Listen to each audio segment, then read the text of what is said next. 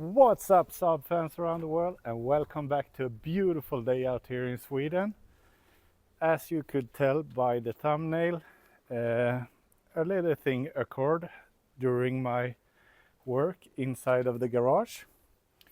So we could just start by explaining that, and then we will go to the oil pressure problem later, but we will touch upon everything in this video.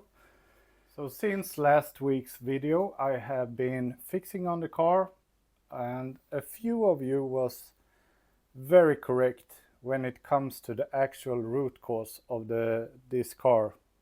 I will just say that, and I will explain it in a short little while. But I was working on the car yesterday.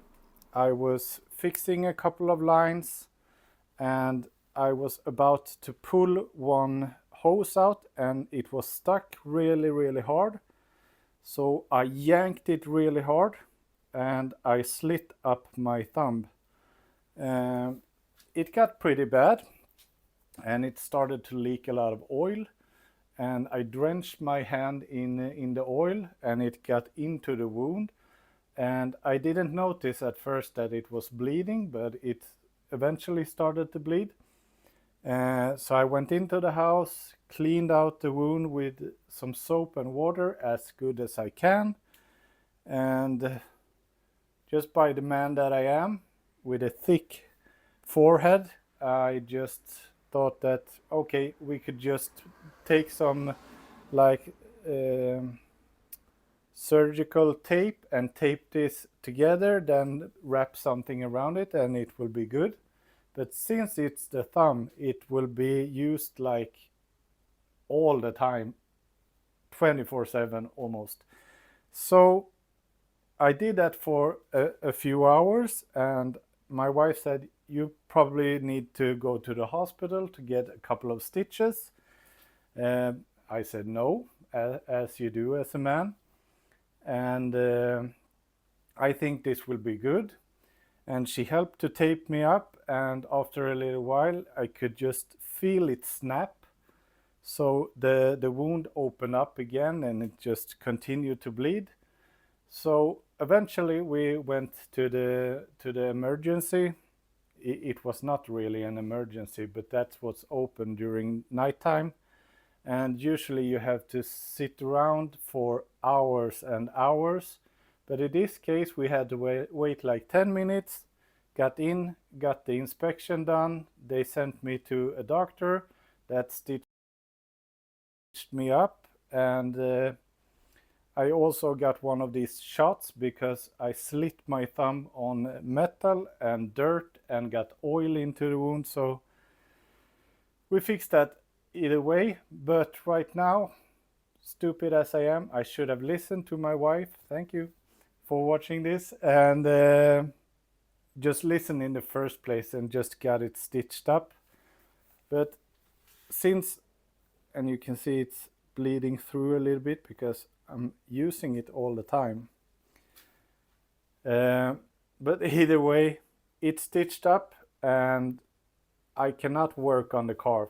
I'm not allowed to get like any dirt or anything into the wound, so I will stay away from the car just for a week or so. So today was the idea to put on the front bumper, get out and drive the car. But since I can't, we will just start the car and we will let it idle. A lot of you might wonder what was the root cause to the oil pressure drop when the engine got really hot. And the problem, to my knowledge, is outside of the engine block. It is the oil system. So when you install an external oil cooler, so on my engine I couldn't fit the original oil filter housing with the thermostat, so I had to order a filter relocation kit, which is located down there. And I had to draw lines to that, so you get AN fittings to make that happen, so you can make your lines at home. So I got these nylon braided lines, which is a rubber core, but it has like a small steel structure. And when you're building a performance car, you always think that like bigger is better. So you want a lot of flow, you want everything to work to the max, but you maybe not dig deep down into it to understand what is really happening. So the first oil pan, I made a really thick pickup because I wanted it to pick up a lot of oil, and I went with the biggest hoses and the biggest AN fittings for the external system to the filter, because I didn't want that to be like a bottleneck. I wanted to flow freely. So I went with AN10 lines. So most of the oil filter kits and the external oil coolers, they are AN10 or AN8. And now that I know a little bit more about it, AN10 lines have a capacity of flowing around 80 liters of oil per minute, and the Saab oil pump is pumping like maximum 34-36 liter per minute. That is the absolute like maximum. If you over rev it, yes, you might be able to get a few more liters out of it, but that's what the pump is set to do if you have all the stock clearances and everything. So having an oil system that could flow 80 liters per minute and have an oil pump that could pump 34 liters per minute at the high revs doesn't make any sense. It will be like pumping oil into like a football field or nothingness. It will just be no resistance. It will just flow out of the engine. So I made some calculations on the setup that I was running, and to make it a little bit more worse, I used AN10 lines with these full flow connections.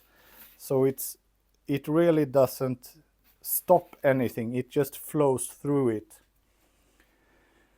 So I did some research, talked with a couple of friends, and they said that yeah, the stock setup on this, for the first thing, the oil cooler stock is just a little bit smaller. I have a 19-row oil cooler, and the lines on the stock system are like 8 to 9 millimeters in inner diameter. So I tried to replicate that. So I went with AN6 lines, and I have them steel braided and with a PTFE core. So it has a plastic core inside of it. So it will flow really good.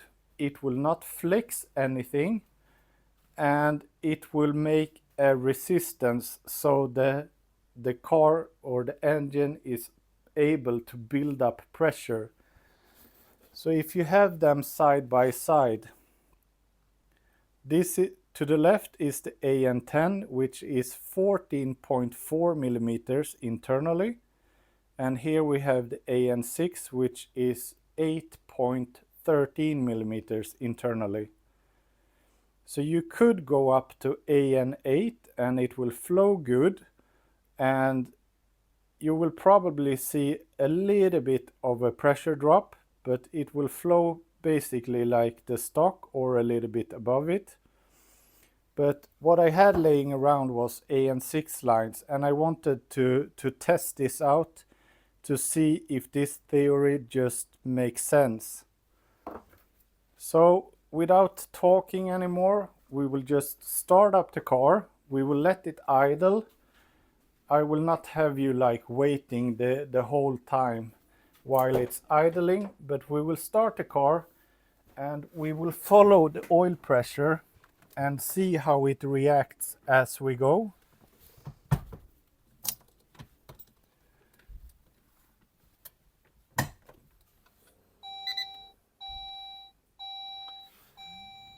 So I will zoom in a little bit so we can see what type of pressure we have just when we start up with a really cold car, and then we will follow the engine temperature. So in the open SID we will be able to see the engine temperature or the coolant temperature, not the oil temperature, but it will give a hint on where we are.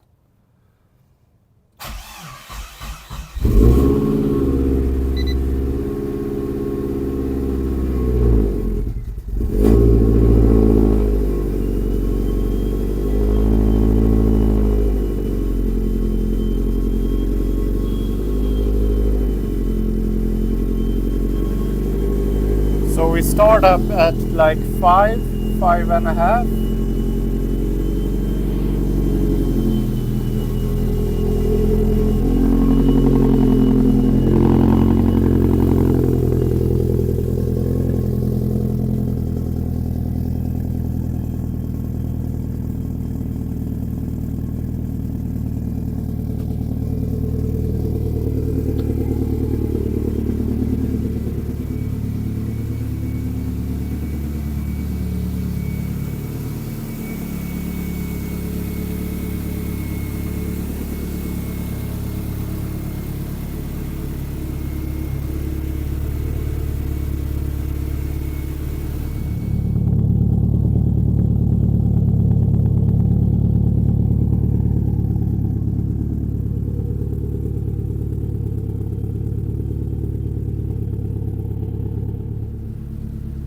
So now we are at 52 Celsius of the coolant and the engine temp, and the oil pressure is slightly below 4. So 4 bar of oil pressure, which is very good at this stage. So I will come back when the engine temperature is reaching like 80 degrees and we will see what type of pressure we have. Just blip it just a little bit.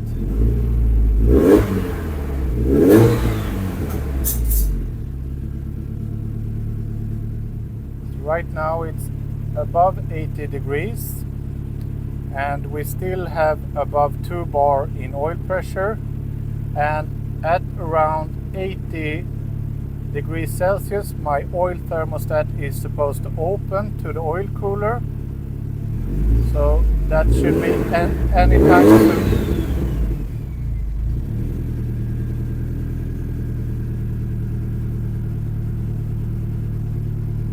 So it should open now. So we will check back in a little while.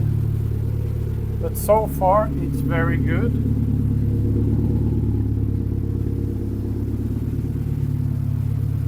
And I'm measuring the oil pressure on the side of the engine, so exactly where the oil pressure gauge sits originally. So a lot of people I have found out are measuring at the oil filter. So at the oil filter you will have slightly higher pressure. So this is just in like the root channel of the block where it should be measured.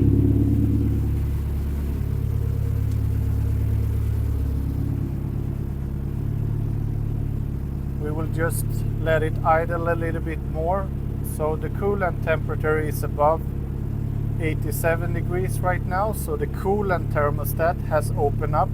So the coolant is circulating and the fans are working. So everything seems to be in order right now.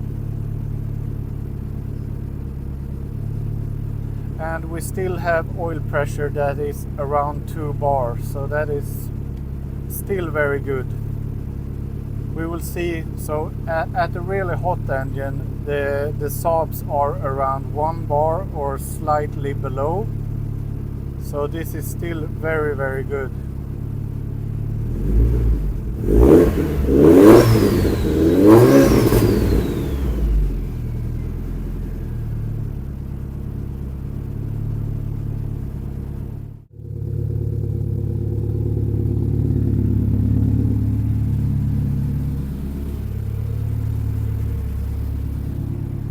Now I have let the car heat cycle for quite some time and we are still up towards the 2 bar line, and now the oil cooler and line is definitely up.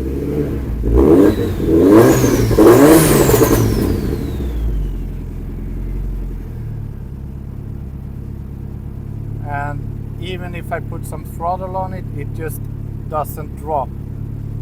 So you can see it's 1.7, and now the engine is definitely hot and the oil is up to temperature as well.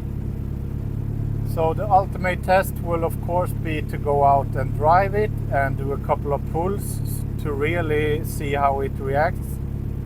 But this is such a difference. This is not comparable to how it was before. You can see above 90 degrees and we still have pressure.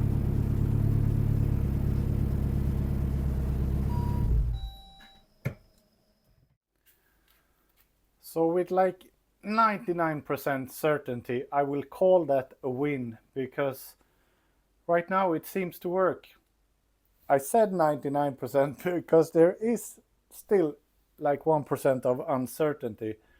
But the finding and the fix that is made right now with these super thick lines, that is definitely not made for this. I will just call it a win, because this is too obvious to not say that it would affect the pressure. If you just look at the fittings side by side once again, if we could just get focus, you will see how much thicker it is and just how much stupid I am for doing this. But it's my first rear-wheel drive build. It's my first like time putting an external oil cooler on a car. I have rebuilt so many Saab engines before, like changing the piston, the rods, machining the head, changing valve springs, etc. And they all have worked super without any issues. I have never been through bearings with another engine ever before. So it was so strange feeling to me to start like going through crankshaft, going through bearings like never before. And it didn't make any sense. And I have been battling this for such a long time without understanding what really was the root cause. So as I said, the big test will of course be to take the car out, drive it, and even drive it hard, and it should still keep the pressure up. But with these lines to the oil cooler, it should make such a difference. When I calculated the volume that my AN10 lines was holding, it was around 0.3 liters of oil in just the lines alone. And when I switch to the AN6 lines, these have slightly below 0.1 liter. So it's like a 68% difference in volume. So no wonder that the oil pressure is dropping. So thank you guys so much for watching this video, supporting the channel.